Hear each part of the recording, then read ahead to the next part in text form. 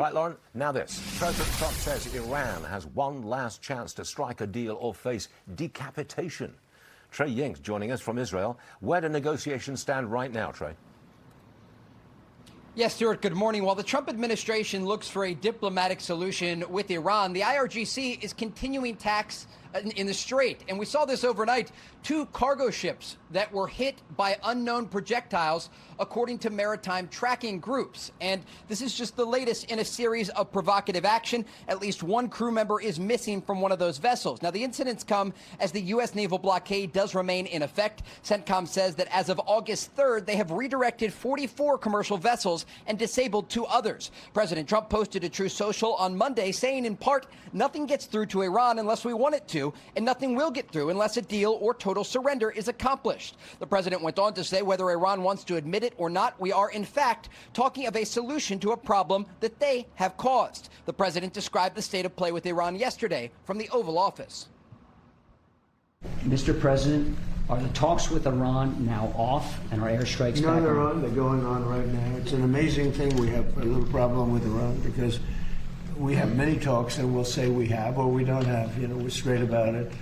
But they deny, but they're not denying it now. This is the last chance. This is not something that, if it doesn't happen, this is the last chance for them to sign a good document. Reports indicate Iran and Oman are nearing a deal regarding control of the Strait of Hormuz and splitting service fees between them. It's not clear if these terms would be acceptable to the Trump administration that has maintained 0 fees should be charged in this international waterway.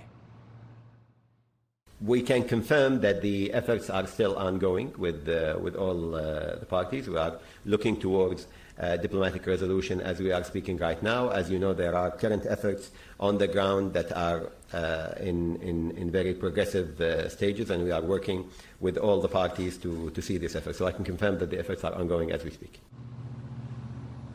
Uncertain days ahead in the region amid questions about if a deal can be reached or if the Middle East is returning to war. Stuart? Trey Ying's, thanks very much indeed. Come on in, please. Retired Marine Colonel Mike Jernigan. Colonel, by frequently delaying attacks, does the president lose some credibility? Hey, good morning, Stuart. No, I don't think he does. I think that he's using all the decision space available to him to convince the Iranians that worse is coming. Let's talk about the economics. You know, we were just talking about the 44 ships of the blockade that have been successfully turned around. Right now, some analysts are saying that only 35% of the Iranians are working. Their inflation is 85%. Their currency of the rial 10 years ago traded at 30,000 to the US dollar, and on Friday it traded to 2 million. I can't do math on TV, but that's more than a 99% reduction. So the economic and the military are having. So to answer your question, the president is using all of the space available to him to convince the Iranians that we do not have to move to the next round of strikes.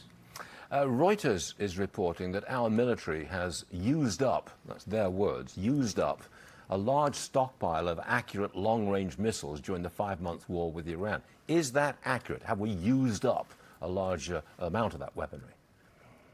We have used a lot of the weapons. We have not used up the weapons. The U.S. has enough remaining to do what it needs to do in Iran. Now, the production of those weapons is significant. We need Congress to approve the appropriations, as they failed to do last year, to continue to increase the production of these weapons. Because right now we're seeing deterrence. The People's Republic of China is watching these attacks in Iran, and they're seeing their significance. And so we need, part of the deterrence is to be able to have those weapons available. So yes, we've used significant numbers of the weapons, and we would have used less if other people and countries had come to help the United States. But we have plenty enough to do what needs to be done. Next one, Colonel. Iranian-backed militias are using territory in Iraq to launch drone and missile attacks against other countries in the region, including Saudi Arabia. Will the Saudis go to war to stop these militias?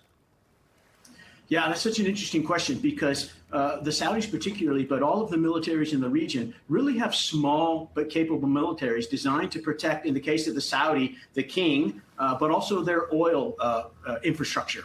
So their armies are not necessarily set up for an invasion. And the neighbors in the region are running out of patience with the Iranians. all of them, 20 and 30 years ago, bought investments in U.S. weapons and U.S. Interceptors for Iran. And we've seen them being used in the thousands of missiles that they've shot down. So it's going to be really interesting to see if the Saudis run out of patience before the Iran country collapses or not. But we've already seen the United Arab Emirates, Kuwait, and the Saudis do side strikes on their own into Iran. Got it. Thank you, Colonel Mike Jernigan. Thank you very much for joining us this morning. Good stuff. Thanks.